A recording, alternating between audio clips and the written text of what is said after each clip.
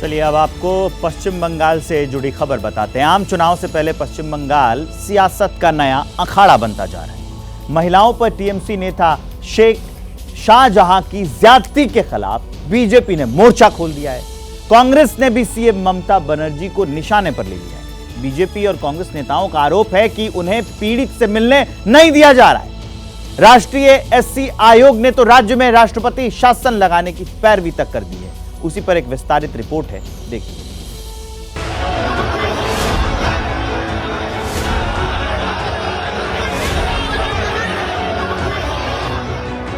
पश्चिम बंगाल की राजधानी कोलकाता से महज 70 किलोमीटर दूर बशीरहाट का संदेश खाली, जो इस वक्त पूरे देश की सियासत का केंद्र बन गया है।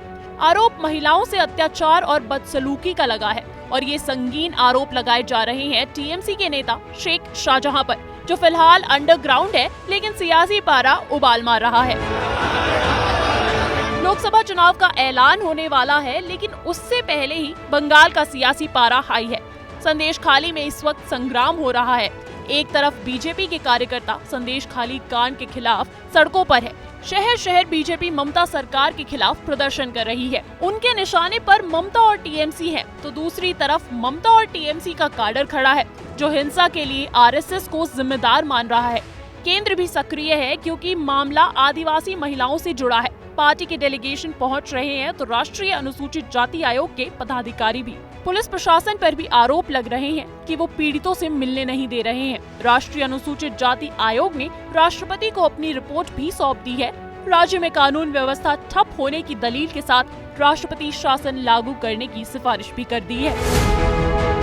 वही सरकार में रहने का कोई ये नहीं होता है उनका, लेकिन इस श्रेणी को लोगों को तो समाज में शोषित पीड़ित वंचित है, आर्टिकल 338 में इनको सेफगार्ड करने का प्रावधान है।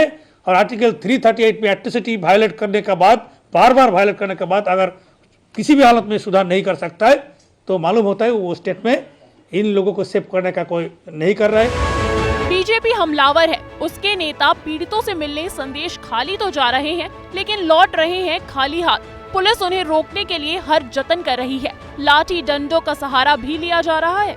बीजेपी के प्रदेश अध्यक्ष सुकांत मजूमदार झड़प में घायल होकर अस्पताल पहुंच चुके हैं।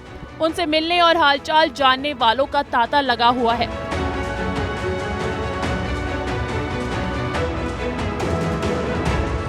मजूमदार से मिलने बीजेपी का प्रतिनिधि मंडल भी पहुंचा। संदेश खाली में उनके साथ जो हुआ उसका जिक्र किया। यानी संदेश खाली में बीजेपी के लिए बनाए गए नो एंट्री के माहौल ने सियासी पारा बढ़ा दिया है।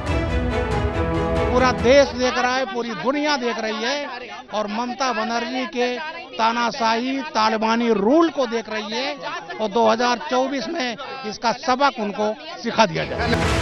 मामले में टीएमसी के नेता आरोपी हैं, तो वहां विपक्ष के लिए ये मुद्दा अहम हो गया है। यानी विपक्ष ने सुर से सुर मिला लिया है और उनके निशाने पर इस वक्त ममता बनर्जी ही है।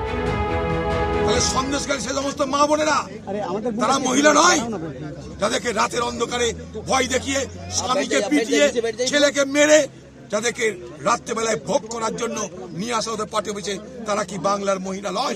You are a Bengali queen of cruelty.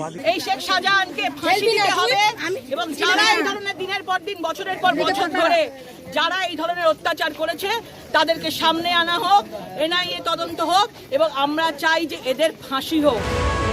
संदेश खाली को लेकर विपक्षी नेताओं का एक सुर में बयान दे रहा टीएमसी के लिए परेशानी का सबब है। हर रोज ममता सरकार के लिए इस मुद्दे पर मुश्किल कम होने की बजाय लगातार बढ़ती ही जा रही है। देखिए, बंगाल में लॉ एंड ऑर्डर पूरी तरह से कोलैप्स्ड हो चुका है और सबसे बड़ा जो विषय है, बंगाल पे एक जो मुख्यमंत्री महिला होते हुए आज इस तरह से महिला के ऊपर जो है टॉर्चर हो रहा है और माननीय मुख्यमंत्री म्यूट स्पेक्टेटर की तरह चुपचाप बैठे हुए हैं। मुझे लगता है इससे बड़ा शर्म की बात हो ही नहीं सकता। बीजेपी और उसके सहयोगी दल भी ममता सरकार पर हमलावर हो गए हैं। यानी हर तरफ से ममता पर दबाव बढ़ने लगा है। मुझे लगता है कि भाई संदेश खाली में जो भी अत्याचार हुआ है इसके पीछे किसका हाथ है इसकी जांच हो सकती है, लेकिन वहाँ मतलब जो अत्याचार हुए हैं ये दर्दनाक है, बहुत बड़ी गंभीर मतलब घटना घटी है। उसको आरएसएस से जोड़ना ठीक नहीं है, आरएसएस इसी तरह की घटनाएं नहीं करती है, लेकिन जिन्होंने मतलब ये अत्याचार किए उनको कठोर सजा मिलनी चाहिए। उनको संदेश खाली में डर का माहौल है, इसमें कोई शक नहीं। और अफसोस ये है कि वहाँ की मुख्यमंत्री एक महिला है और वहाँ की महिलाओं में डर का माहौल है। अपनी कंप्लेंट दर्ज नहीं कर पा रही वहाँ की महिलाएं, उनको ये डर है कि कंप्लेंट दर्ज करने के बाद उनके साथ क्या दुर्व्यवहार होगा। अब ममता बनर्जी पर शेख शाहजहां के खिलाफ एक्शन का दबाव बढ़ रहा है। बीजेपी इस मुद्दे को हवा दे रही है। लोकसभा चुनाव करीब है, इसलिए वो महिला मुख्यमंत्री को महिला अस्मिता के नाम पर ही घेर रही है। जैसे ही घड़ी का काटा दोपहर 2:30 पे आए, बबीता जी का दिल सास बहू साजिश के लिए मचल जाए। और ये है इनकी बहू, पूरे दिन ऑफिस की टेंशन हो जाए गॉन जब ये करें अपना फेवरेट शो फ्री टाइम पे ऑन। इनकी तरह आप भी देखिए अपना फेवरेट शो अपने टाइम पर और डाउनलोड कीजिए एबीपी लाइव ऐप अपने स्मार्ट टीवी पर।